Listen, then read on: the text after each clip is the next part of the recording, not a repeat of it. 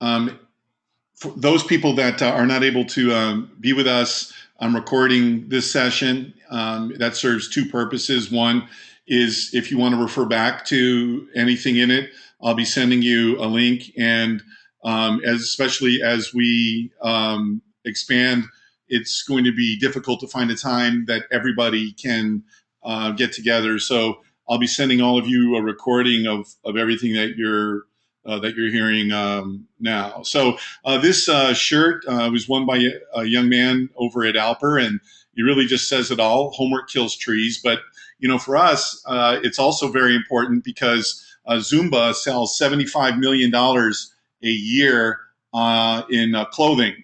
And so we're going to, at a time in the future, launch, grass homework clothing that will be super cool, and kids will want to be part of this. And hey, where'd you get that? What does it mean? And why are you doing this? So it's going to be a really great marketing tool down the road, along with brain food and other related homework related things that we'll be sharing. So I'm going to be going over these issues with you today, and I'll just run through them, fairly quickly. There's a lot going on, so I'm going to keep things kind of moving pretty quickly. So that's what we're going to be covering today. Melissa, I don't think we have your camera yet, so try again. Okay, so let me begin at the beginning here, and there is a lot of good stuff going on.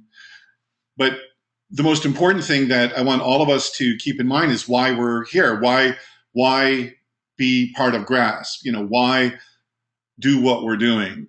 People talk a lot about, in marketing terms, what someone is doing and how someone's doing, but people make buying decisions based on why they're doing it. So it's always important for us to stay connected to, our mission and our values and also our vibe.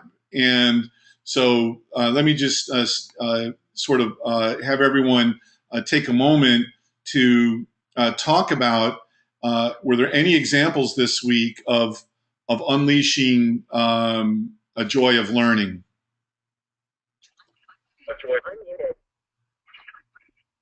Hello? Yeah, anyone have an Yes, example of a joy of learning? at the First Tee site, I was working with one of the coach's sons, Jake Moscoso, and last D on one of his exams, and he was a little unmotivated, but immediately took to him and gave him some study strategies. Yesterday, he walked in beaming because he had just earned a B on his math exam, which he was struggling with just a week before. So he was very very proud of that, and so was his dad. He came in. He told me before his son could. He's just like, you got. I want him to tell you, but I want you to know, Jake got a B. So and I'm still waiting for a picture from Mr. John Moscoso of that exam, but he assures me he'll have it to me soon. Well, that actually is everything, because that unleashes a joy of learning, instilled a sense of pride, improved academic accomplishment, and reduced family stress by taking the work out of homework. So, that really, accomplishes everything. So let's go now to the next slide. Here's another example of pride. And Sarah, if you give me just 1 second, I'm going to unmute your microphone so you can tell us about what we're all looking at. This is a math test that one of our third graders named Alex had accomplished. He got an A plus a bonus points for his math test, and with his mom, completely invested in how Alex does. And there was a day on Monday where he did not get most of his homework done, so she was a little bit stressed out. And after that day, we had spoke with her, we followed up with her, and the next day he came in, he got a lot of his homework done. And then yesterday she sent me this picture text of his first math test, and she was amazingly like proud of him, and she just wanted to share that joy that she had with us. All right, thank you for that, Sarah. So we've had a number of really good examples of things going well, but the way the company's going to grow is learning from things that don't go as well. So I want you to take a minute and read this email very carefully, and then George is going to explain background on this email and some of the steps, the way we handled it, because there's no question, if part of our mission is to take the stress out of homework, we are going to be the recipients of parental and student stress. You're going to have people who are going to complain to you and that's part of our solution. So we need to be able to listen to it,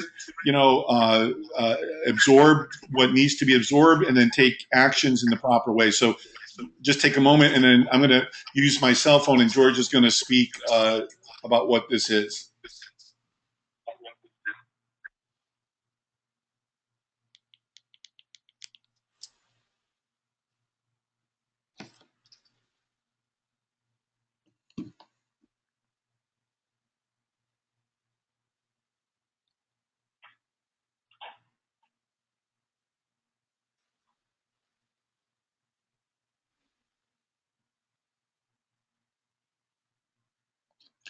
Okay, so George, if you can please explain, just some more background and just speak a little bit louder than usual. Let's start. Can you hear me? Yes. Okay, I got head shakes. This is good. Having technology trouble, or maybe it's just a bad hair day, but there's no picture of me. Isabel is a ninth grader who is 15. Her mother honestly talks about her own frustration.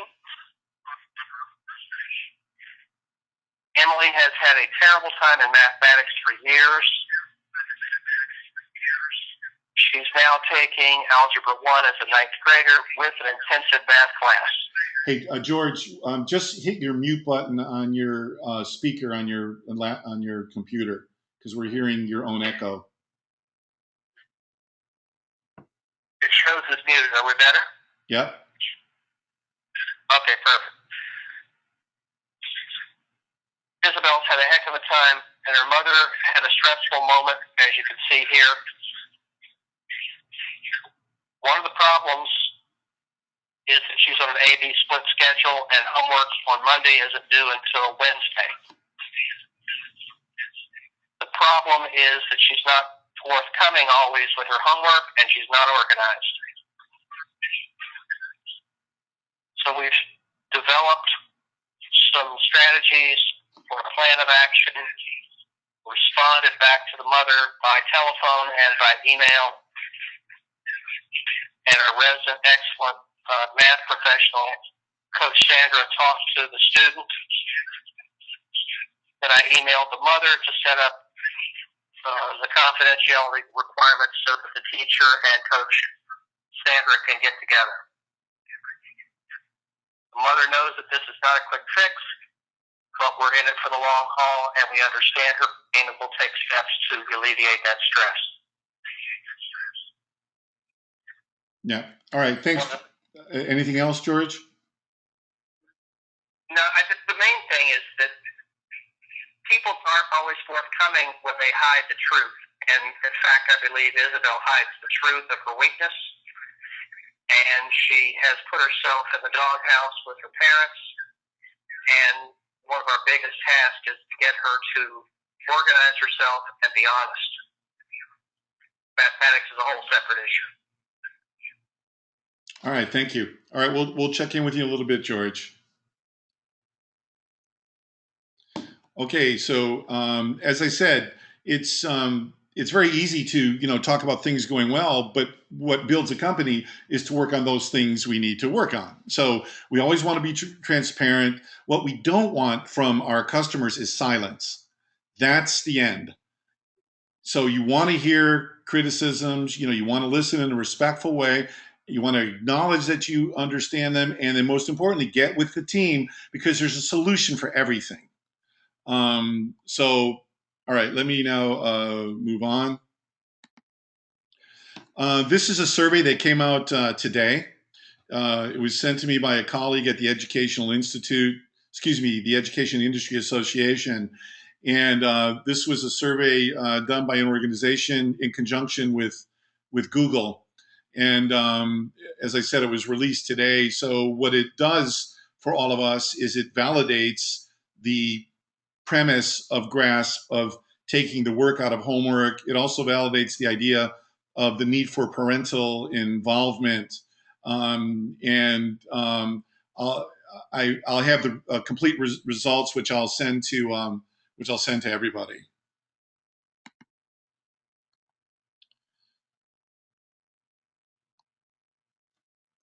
Now, this I'm going to turn over to Valerie. So let me just unmute you, and it's all yours. Okay. So one of the items that I wanted to go over with all our learning coaches and team members is the student intake process, because as we begin to collect information that will help us evaluate our programs and our and student progress, it's important that we collect the same data across sites. And the purpose is as follows. First of all, we need to have data so that we can help set goals for our students. We also need it so that we can do program monitoring and evaluation. Another reason why we need, and I can do this now. I have control of the board. Let me change it so you do. Hold on a second. Okay. So basically, these are going to be all the reasons why we need to establish this uniform. Okay, so I think I may have lost you, but you need to show your screen, Gary. No, this gave you control now. You can just click. Go to the document that you have. All right, never mind. All right, I'll take it back. Just pass it. Yeah, pass it on as when I tell you, just click it. All right, 1 second. Sorry about that. No problem.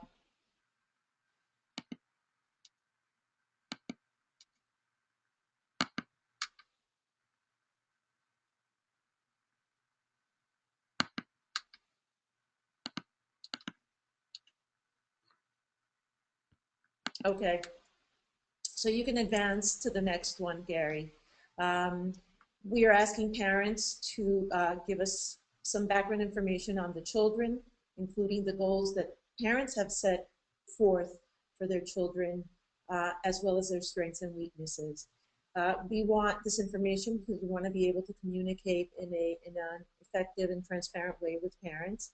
We need to find out things about students, whether it's an allergy or an issue with a parent was telling us that the child has rheumatoid arthritis, so writing can be difficult for her. So that's something else that we needed to know. And also to obtain a series of clearances and authorizations.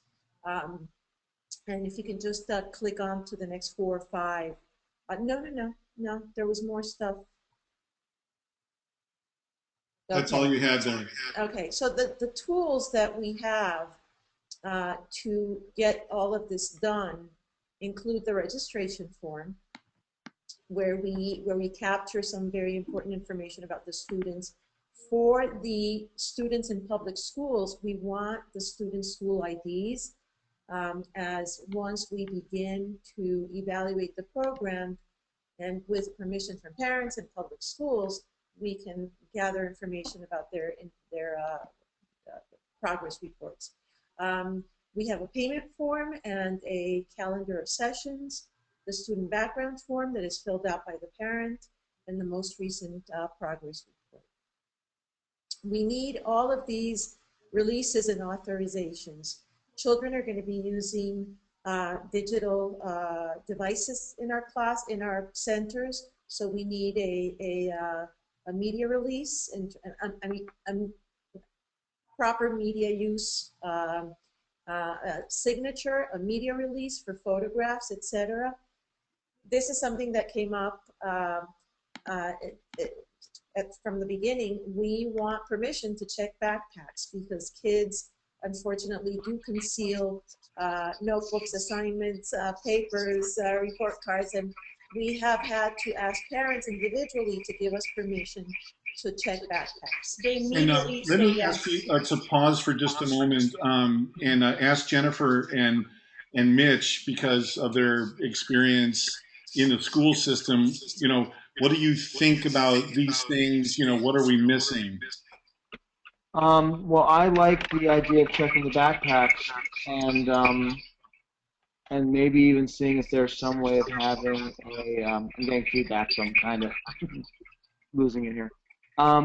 Checking the backpacks, I like that. Oh, you got something.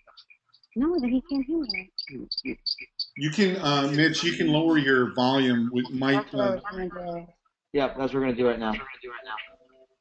All right. So what we like is that we can see the idea of checking the backpacks allows for us to be able to see sometimes in the school system, at least with Randy, our son, there's usually a homework folder, and being able to access that homework folder is a really good idea, being able to do that. The permission for the snack along with the allergy, we like that.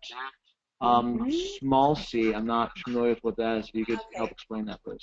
I'll explain that. We are going to be using several evaluation and monitoring instruments. The small Z, and we won't use that acronym for the parents, but it's basically an inventory of study skills. And it's a pretty detailed inventory of study skills that it is validated, and it's research-based. And then the Mindset Works program has a small short survey on study skills and self-perception. So we want to make sure that we have permission to administer those instruments with the children. And finally, in addition to all of these forms, we will have a centralized student records repository. So we, on a daily basis, we need to keep a grasp student attendance record, because that is an important indicator for our evaluations. Go ahead, Gary. By site and also overall. The mission planners, which are the instruments that we have been using every day with our students, and including the use of a step-by-step chart as a routine aid, protocols that have been shared with learning coaches, and the learning coach notes that are made at the end of the day. This is, okay, your slides are superimposed here. That's why it looks a little strange, Gary. Your template is superimposed on the... These are the 6 steps where when each child comes in, they're going to be following each one. 1, find your grasp workspace, which is the table where they'll be working at. 2 is take your school agenda and your own supplies out. 3 is filling out your daily grasp homework planner, so that is for us to keep and for them to also physically see what they're going to be doing at grasp. 4 is to get it done, and that, that's where we come in, and that's where we help them with their homework with different strategies. 5 is when we review their homework and make sure that everything is correct. And we don't necessarily correct it, but we just make sure it's done and complete. And then they get to celebrate. We give them a high five. And then 6 is to gather your work and then pack your bags. But also, if they have time left in their session, they do different fun activities or different learning games, or they can work with the tablets. Well, there are a couple things about that. I mean, I think we do need to correct their homework and make sure that the children understand the nature of the corrections, because it really is not going to be particularly helpful to a kid to come in and find that his work is mistaken. So I think it's part of our responsibility to make sure that their homework is correct. What we don't want to do is to do it for them. So again, that's what I was saying. That in that sense. So again, Mitch and Jennifer, can you tell us, what you guys think about this? Given your experience in school, what are we missing? What do we need to be thinking about differently, so that what we do is helpful to the teachers. Well, definitely we like the idea of having the students' homework being corrected because that's kind of the purpose of homework. Yes, you learn from the homework, but also, like you said in that one graph, parents don't know how to do the work. If we send a kid home with the homework and it's wrong, they're going to possibly even blame us, saying, well, our kid spent an hour and 15 minutes with you, and they got points off. Some teachers take points off if the student's homework is wrong. Like our son's homework, if he doesn't have the answers correct, even though the homework is done, he loses points off of that. And then the parent and the kid can say, well, what's the point of coming here? There's no benefit. Yeah, that's Yeah, I mean, this indeed is something that has to also be coached in a careful way, because I think that we don't want to give out answers, but we do want to demonstrate where a problem may lie, and it might require another practice problem, another set of questions, another probes, etc. So, quick question: Do we know if there is a way of us getting the textbooks online through the counties? Like for us, we have access to Think Central, and if we don't understand how the thing works, because sometimes the students have a take-home worksheet, but the explanation of how to do that worksheet is sitting back in the classroom. So it would be great if we could get online access to the textbooks and be able to log in on the pad and say, oh, well, here's your book on Think Central or on Reading Plus or math or whatever else, and open up the web page where their book is. Like in Broward County, we have a software called Beep. And on Beep, you can access any and all textbooks.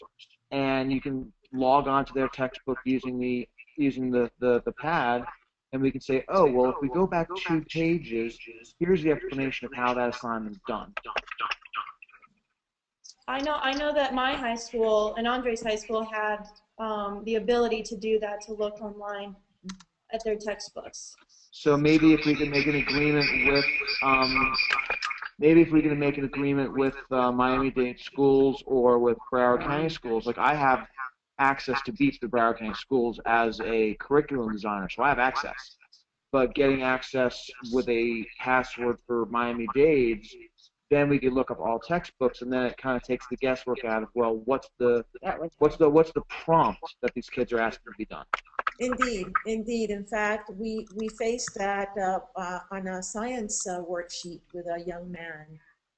There could have been multiple answers around the question, but we didn't have like fusion science, yeah. Yeah. So I think it's a great idea, and I think, Gary, through our contacts with the school system, that should not be a problem. Yeah, and so Mitch, you might want to go into your sound controls and lower your microphone volume. Is really probably what's causing the feedback on your end. Also, talk loud too. Yeah, and so no, that's what it is. Your microphone's too high. That's all. So just to fill that in, we have an excellent relationship with Superintendent Carvalho's right-hand team. There are 5 of them that we're working with. They've been to GRASS. They love what we're doing, and we're also talking to them about starting some pilot GRASS sites in partnership with the school system. So I'm very confident they'll give us any support that that we would need. And I can make the connections in Broward County. Great. Thank you. That's great. This is a tool that we use every day with students, and we use them individually with the students. They're called the mission planners because they help the student organize visually what they will be working on while they're with us. And these are 3 versions, one for K1, and then we have 2 and 3, and then 4, 5, and upwards. And it is a tool that we're also going to use to capture notes on the bottom of each of those pages on how the student performed that day. So one of the things that I want to hear from learning coaches is, how is that going? And do you have any suggestions, and what is working or not working Melissa there?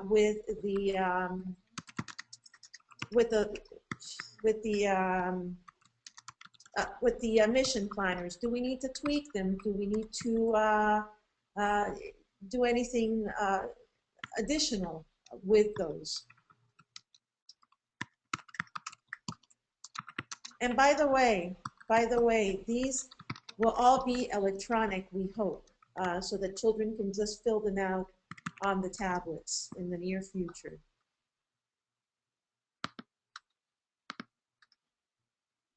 Go ahead, Andre.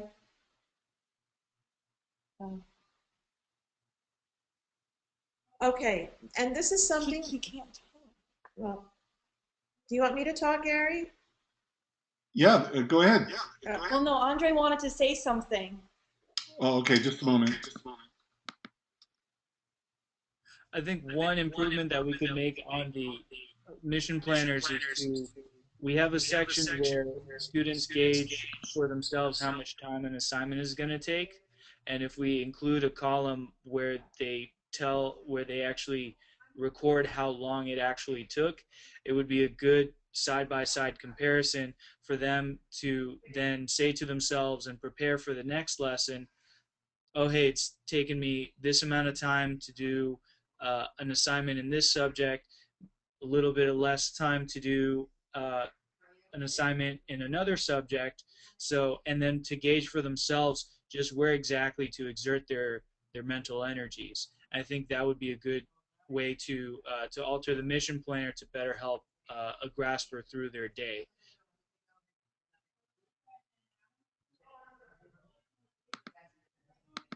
Any thoughts or comments?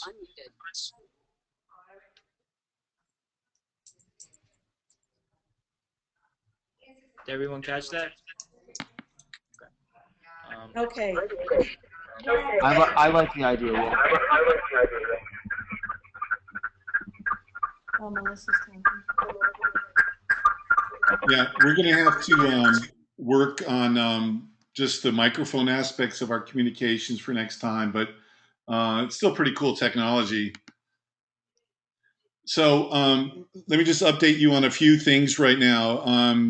The Children's Trust is the largest funding organization, down here.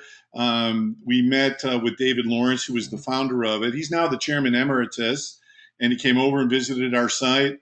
And he's very excited about us. Provided an introduction to the CEO, and we met also with the director of research of the Children's Trust. And she, as well as the person who runs the out-of-school learning program for Miami-Dade County Public Schools, are coming over shortly. We're going to have a meeting about them funding a research project about the effectiveness of GRASP amongst children to determine how well it works. So the Children's Trust, if all goes well, will fund research. We want this research, first of all, to help us understand how to continue to improve what we're doing. And also, we can use it then in marketing communications, assuming that the results are positive. So, and if they're not positive, then we'll just continue to improve until we make them so. The executive summary, I'm going to just show you real quickly. This is a document that I prepared for stakeholders, such as Mitch and Jennifer, and some other people. And I'll just sort of scroll through it. I think most of you have already seen it. And these are the elements that are included. Our heritage. Our team. What are the macro trends? Supporting our strategy. Our 4 pillars that eventually we will be implementing, the levels of learning coaches,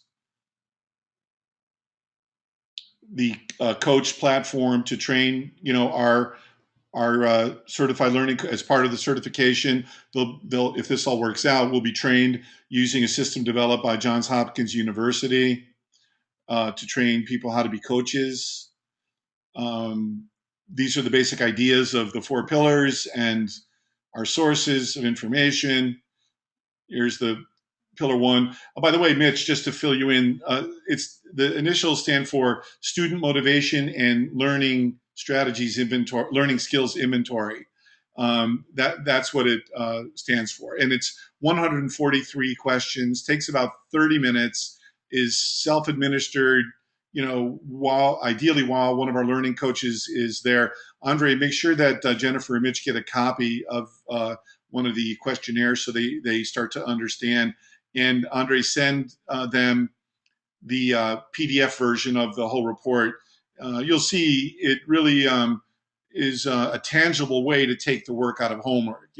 We can talk about wanting to do it, but this is a way to teach study skills, note taking, reading comprehension, the kinds of things that one would hope a child has, but we just know they don't.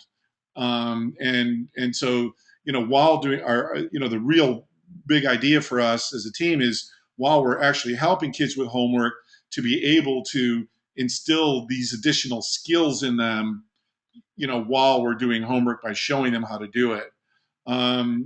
Brainology, you've heard us talk about before. And again, we're only in the very initial stages of implementation where we're starting with homework, but eventually we'll find the right amount of time that's going to be required to, in the right rhythm to take kids through our 4 pillars. This is just a little example that you guys have all seen already about attitudes, fixed versus growth mindset, and how we can help children. The importance of play and motion. We're in discussions with they're called a manipulative company. They make kinetic learning tools, and there's a curricula around that. The digital world you guys know about. This business plan is for our corporate sites. So I have to actually modify this a little bit. And so this is the way we're going to do our corporate sites in terms of funding and everything. And I'm going to insert a new slide that will be for our licensees and our franchisees. The licensee model is going to be different. And for like you and Mitch, you and Jennifer, because of your situation is a little different, but our model is going to be that we're going to have a licensing and franchise fee paid to GRASP. Looks like it's going to be $10,000. We've done a lot of homework on that. Kumon, it's $5,000. Sylvan, it's $75,000, and so we think somewhere around $10,000 is a stretch for educators, but not so much of a stretch that they can't do it well.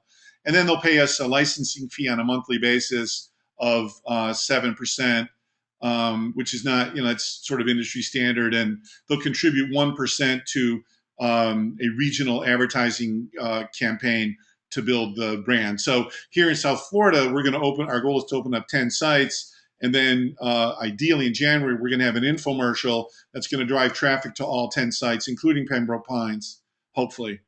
So I have to go to a next version of this business model. And this is what I'm talking about here. So this is going to be for what we're calling our corporate sites. But the licensing is going to be a slightly different, easier model. Okay, this is the direct-to-consumer stuff I was telling you about. That in January we'll be really good at that. This is our growth strategy that many of you or you've already seen if you had a chance to, or maybe you didn't see. In the version I sent you was not my latest version, but this is our idea for growth. There's one more site in here that's the Children's Museum of Miami is interested in being our first licensee, actually, because they have 16 classrooms, they have lots of teachers, so they want to talk about licensing the GRASP system and implementing with their own teachers and staff and everything. So that the Children's Museum would be a good place. So this is the basic structure of how we're planning to grow. Teach for America, I'll amplify a little bit more. These are some of the milestones. We're in discussions right now with strategic investors to bring in, $1.5 million to help us grow. And the operative word is strategic, which means for us that they're going to bring resources that will help us accelerate growth. So it's going to be, I know, people in the education space who can connect us with the right education entrepreneurs, the right technology platforms, the right money people. So we're working on that now. And we're going to be launching our strategic alliance program in about 2 weeks. That's pretty comprehensive, and all kinds of other people that we're going to bring to the table. And we're going to be ideally launching these pilot sites, with the school system. And then by January, we want to have seven additional sites. And then by March or so of next year, we want to open up in New York, Chicago, LA, and Dallas. This last sentence is important. I think all of us can really do well by doing good. And I think this is a really important idea that I'm sure all of us agree with. So let me go back to this. So this looks like it's going to be our next site. This just came up in the last few days. We went to the community center, of Pinecrest, and they had 4 classrooms in there that are flex rooms where someone might be teaching Taekwondo or yoga or something like that, and then the next class comes in, and we were gonna, hopefully just get one of those. They come and they checked us out. They visited our site. They did some other homework and called, with a great surprise that they actually want to give us this whole space permanently in this very good area of Pinecrest. So I think it's going to be our next site. Teach for America. The challenge for GRASP, I already know is not going to be sites. There's a lot of underutilized space everywhere, and it's not going to be marketing. There's a big demand for help, in education. Our challenge is going to be quality learning coaches. And so Teach for America is a conduit that, I'm in early discussions with. They are very selective, mission-driven people who spend time in urban areas, which means they're a risk taker. And these are younger people, and they want to be entrepreneurial, and they have 40,000 alumni. So as I did, a deep dive into this, I learned that if you look in the bottom right-hand corner, only 33, in other words, 10% of the number in green stay in school, in classrooms. They're leaving. 80% are leaving. So only 25% remain in education at all, and everyone else is doing something else.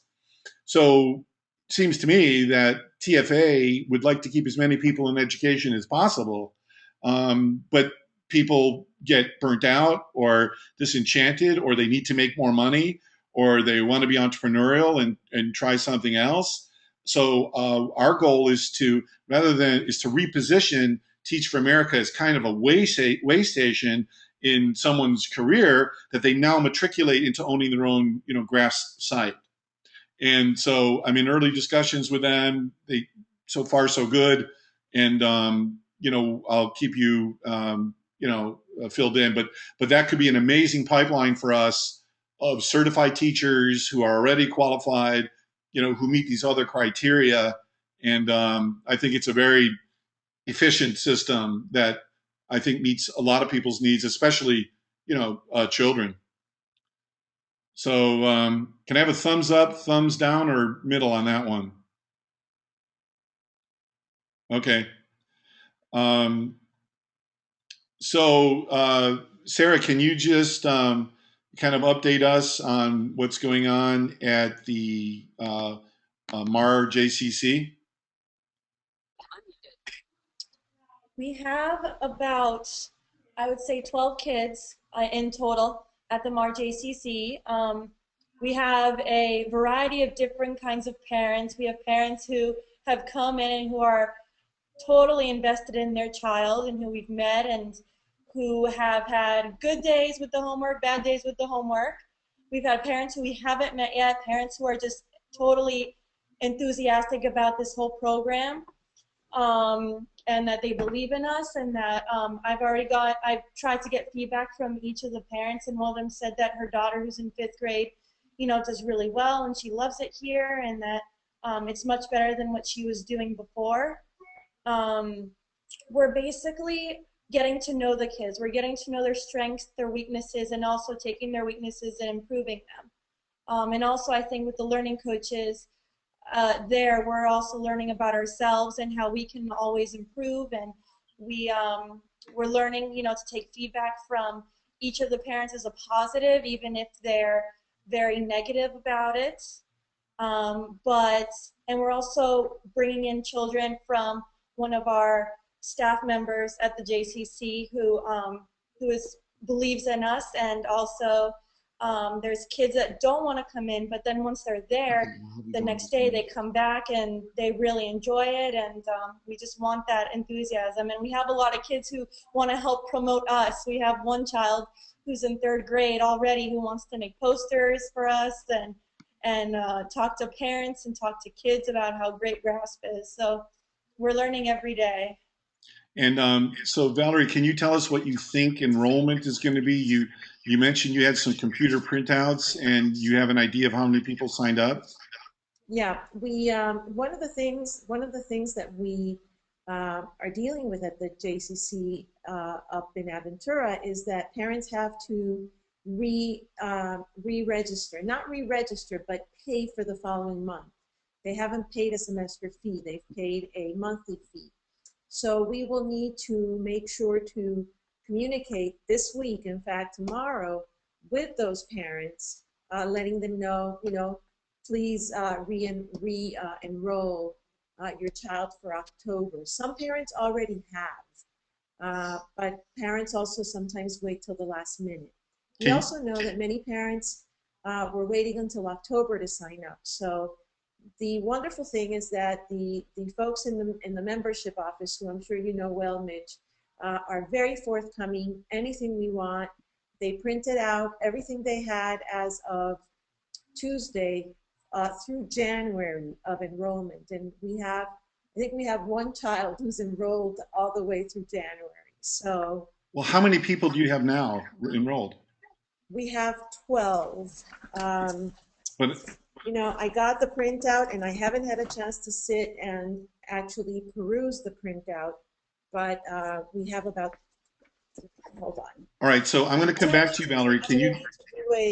I'd like you to give everyone the number now. I'll go to George while you're seeking that information. So, George, can you tell us about Alper?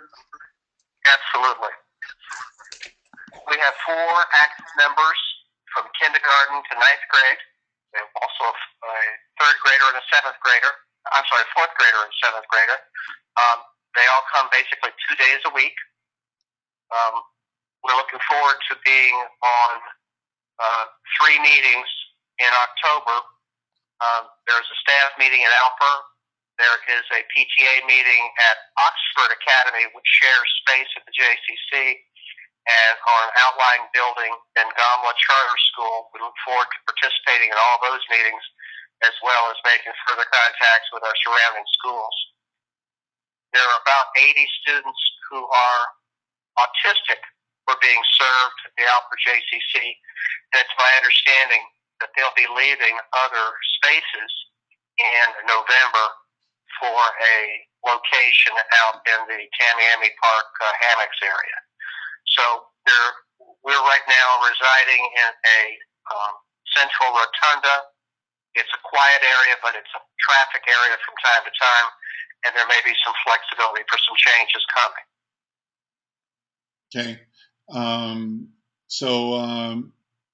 Andre, can you just fill us in on 2 things? One is just your student count and how it's going, and then what you're trying to do with the principals. And I want you to share with the group the challenges that you had with getting students so that we can have lessons learned. Currently, we have 2 students, one who's a 9th grader and the other one in 4th grade, Karina and Ayana. They have been, they each provide different challenges to meet as a learning coach. But overall, I find similarities in organization as far as getting them organized, putting down all their assignments on a mission planner to get them to get everything that's in their mind onto paper and actualize uh, and actualize and get start doing their work. For Ayana, it was her organization thing was started with her backpack and getting everything together so that she had her homework in one place and her school notes in another. That way, nothing gets lost, and it's all organized by subject. For Karina, her her strengths lied in she loves to sing, but she lacked the strategies to combat her assignments, to make it stress-free, to be joyous about actually getting to do her work. And so after after the first week, we showed some tangible signs of improvement, and she continues to use those strategies to her advantage to improve herself. And she feels the stress is she feels less stressed, and that she's also spending less time on her work, which her mother is proud about. No word yet on academic improvements, but we will get some feedback from that going forward. As for the schools, in certain there are 13 schools within a 5-mile radius of the first tee, and I've contacted the principal secretaries from each of those schools, sending them and the principal an email with an embedded video telling them about GRASP. So far, the most difficult thing is just getting the principal secretary to respond and to then follow up with them after they read the email and they respond, and I check with them. They're much more responsive, and today I called 5 schools, and they told me that the principals would be out of office, but that they are much more, once they've seen the video and they know what they're looking at, they've actually seen for themselves, or at least heard from themselves from the video, what we can offer. They're much more attentive, and they are much more just willing to help us. How many meetings have you gotten? I haven't had any meetings scheduled as of yet. I do have one assistant principal who is very willing to set up a meeting, who's in charge of the after school. Even if it's not the principal, there is an assistant principal who is in charge of after school programs, and the secretaries, once seeing the video, know where to direct and again are a much greater help to us. Yeah. Hey, Jennifer and Mitch, what thoughts or suggestions do you have about how we can schedule time with the right person at schools, just in general, to start introducing them to GRASP? Because once we meet with them, which we've done now a couple of times, both meetings have gone very well. So our bottleneck so far is we don't know yet how to make GRASP rise to the level of importance will they'll take a meeting. Well, I definitely think that one of the things that needs to be done is getting into either maybe the ESE specialists, because they sometimes need help, getting in with ESOL coordinators, because the language learning is a major issue, getting in with the usually the assistant principal. Principals are impossible to get a hold of. Most elementary schools, to my knowledge, at least in Broward County, almost all of them, they would delegate something like this to an assistant principal. Getting to the principal would be probably not something that would happen, I think. I think assistant principals or maybe curriculum specialists, reading coaches, people like that would be the ones that I would suggest targeting, because honestly, like, I'm very good friends with my Yeah. principal at my school, and I barely have time to see him when he's not running from his office to a meeting or running to another meeting.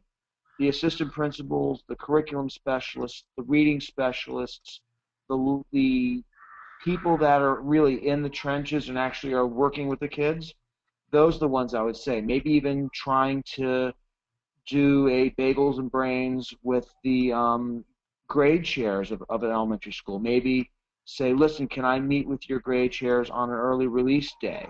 What's So a maybe grade trying to share? get in there and, pardon? What is a grade share? Oh, yeah. The grade chair, I'm sorry, that Or is the usually, it department. would be equivalent to a department chair. The idea is, Um, like, for instance, if we wanted to target fifth grade or at least, a teacher work day. or a teacher work day. So going in on a teacher work day or on a professional study day, what you do is you do a bagels and brains, you schedule that in a teacher work, on a teacher work day, Sorry about that. and what you do is you get them in there and you basically say, hey, I'd like to have half an hour with the fifth grade share and do a No, all of presentation. them. Well, fifth grade or all of them if you can get a hold of all of them. Sometimes it's hard to get a hold of all of them. But at least get a hold of one of them, like the reading coach or the ESC coach or something else, and just get a foot in there, Yeah. get your name out there, and then just start hammering them with emails, using Constant Contact or whatever other email software we want to use, and just keep our name in their ear, so that every week they're getting a new update from There's Grasp that times. there's something going on. Oh, look at what we just did, and we send the achievements that our students have made. So we have, like Andre and Sarah were talking about, where these kids are having pictures taken of their homework, and we have these parents saying, thank God for Grasp, my kid finally doesn't kick and scream and fight me to do homework. They actually want to do this. So having success stories I that we don't can dread it. having success stories that we can submit to these schools, so that it's not just, oh, we're another tutoring site, a Kumon, a Sylvan, a Kaplan. We are unique. Look at what we can show you. So I think getting into grade shares on early release days or professional study days, getting into the grade chairs or the ESOL coordinator or the ESE coordinator, or just getting in just with the assistant principal, because principals, I really don't think they're going to make time. Well, that is just outstanding feedback, Andre. I'm sure you see Andre typing away here. Yeah. He's very good at following up on details. So, Mitch, what I'd like to suggest is, what about kind of you and Andre form like a working group, to No problem. discover, how this is going to work. And, Andre, maybe what you can do is, Mitch is always real busy, but, maybe there's time that you and he can both be on a call, let's say, trying this new strategy, and just let him listen, or participate, if you want. But I think having, Mitch as a coach for you is a great idea, if you would be open to that, Mitch. I'm up for Of it. course. Okay, thank you. One other thing about the first tee is we brought the Children's Trust to the first tee, and so if you really think about just sort of numbers, like the Ponce de Leon Middle School, which is 2 or 3 miles away from the first tee, has 800 kids in it. We don't need that many kids to be successful. So we've talked to the first tee about, the Children's Trust about providing transportation from a place like a school that's nearby to us. So we also had a very initial discussion with the principal of Ogis Elementary, and we have a meeting we're scheduling with Mr. Bello, the principal of Waterways, which is close to the Marge ACC, as you know. So our strategy, is got to be to spread out to the schools that are in the feeder pattern of the sites. Let me turn it over to Valerie. I just wanted to say that we have 12 paying students and one non-paying student. The total revenue for September from our 12 paying students was $1,920. Yeah, that's great. Yeah. And so, and then we also have revenue from Alper, and we have some revenue from Alper. Now, in the case of the MAR JCC, the JCC takes custody of that money. So the JCC has received 1,920. They should be issuing a check to us for, I believe, 60% of that. Gary, is that correct? Yeah. So we will be getting 60% of that in the next pay period, I hope. Yeah, that's great. So that's a really good thing. And what they've done is that I know so far who is registered for October. And so that's a good thing.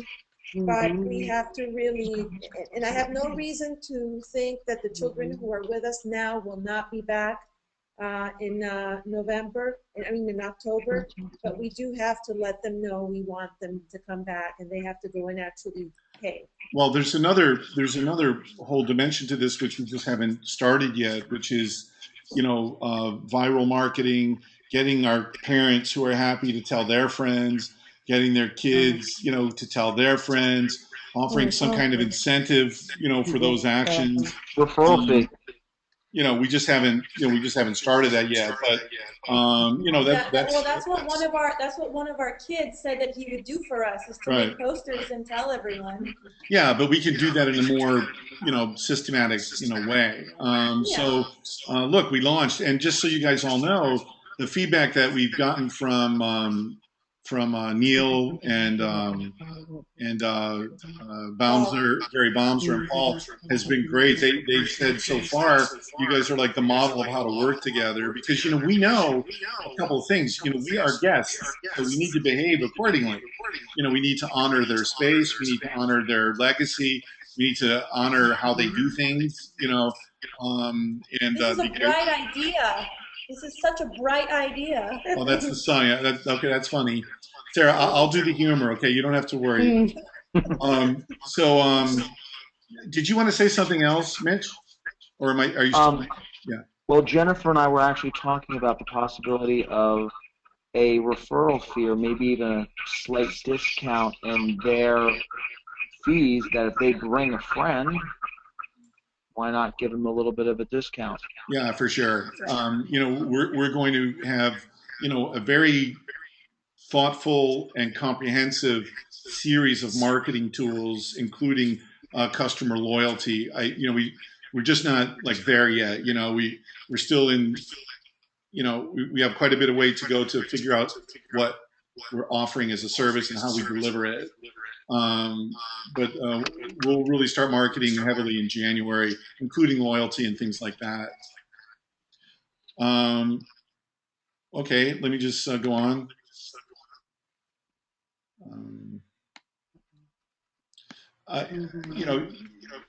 This is a very nice coincidence. This is from Johns Hopkins University. They developed a system used by Tutor.com, and the basic idea is to teach people how to be coaches. And one of the marketing sort of positions that we're going to be using is the question, why be a tutor when you could be so much more? And that's going to be a way for us to market GRASP to tutors, and in order to answer the question, why be a tutor when you can be so much more, we're going to come up with a series of points, like, instead of working on just a subject, you can enrich the life of an entire child, through our 4 pillars. And we're going to have many other very credible, what are called benefits in the marketing world, to answer the question very easily, why be a tutor when you can be so much more GRASP learning? So we're starting a little bit of marketing in about the next month. This is called Private School Guide magazine. This is a supplement that lists private school private schools inside of them in a directory. And we're going to be, I think, the only one that actually has an article, a thought piece written by Valerie, that's called Grasping 21st Century Learning. And this positions GRASP as a thought leader. In addition to the 25,000 issues, these are going to upper socioeconomic households here in Miami. And it's also going to be, I think, in the Fort Lauderdale News for you over Pembroke Pines, although I don't have that confirmed yet. That's the article. There's also going to be a Q&A, of Valerie in there and some photos of some of our kids. We're hosting a luncheon with school admissions officers and principals of private schools. We expect, 10 or 15. So whatever it is, it's still efficient. I'm purchasing a 10,000 person email list of parents who have children in school age. And we're going to use that for a completely redesigned and amped up newsletter that Valerie's working on. So to your point, Mitch, we're on the same page. And this is going to 10,000, very targeted people, for what we're doing. These are kids living in Miami. So we're starting marketing in about a month. By then we will have had, I estimate, 80% of our operational challenges dealt with. And we'll be ready to start, driving traffic. That's, other than that, nothing going on. Isn't it? I love this picture. So I'll unmute all mics for any closing thoughts and anyone want to say anything, or should we just say? All right, thanks everybody. Yeah, wait. Next, principal. Someone's trying to say something. Maybe that's Melissa. I'm not sure. I'm going to try Melissa. Melissa, did you want to say something? I saw the summary and I thought it was very promising, and I'm excited to see where this goes in the next month. It looks very promising, and I can't wait. Okay, thanks, Melissa. Melissa said that she saw the summary and that she's very excited and she just can't wait. So we can't wait either. All right, thanks everybody. Oh, and Mitch, let us know when you want to have a meeting with Posnack, the Posnack JCC. We're ready to have that conversation if you are. All right, can you say that again? I have a little bit of feedback. Let us know when you want to have an exploratory meeting, at the Posnack. We're going to be getting that going. Okay, but even independent of that, we can just have a conversation with them and, see what they think. That sounds good. We'll try to arrange it. Okay. All right. Thanks, everybody. Wait. Did Valerie Did you get our email? The text about Scott Saperstein? We're having trouble hearing that. Look in your text message. I said. Oh, okay. Hold on. Did you guys get that about? I only see part of it here. All right, hold on just a minute.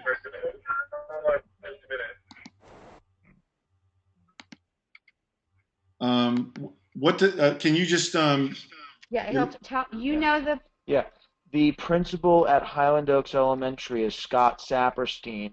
He works at the one right around the corner from Michael and Russell JCC. Scott Saperstein, I worked with him over the summer camps. He's a new principal at that school, and he's great. Can you set up a meeting for us with him?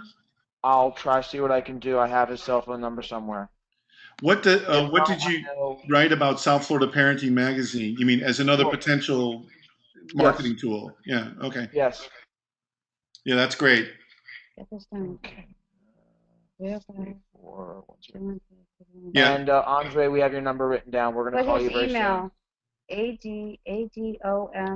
ADOMINGUEZ at best. That one is when he knows before he puts it off. Okay. All right, and we'll figure out the feedback things going forward.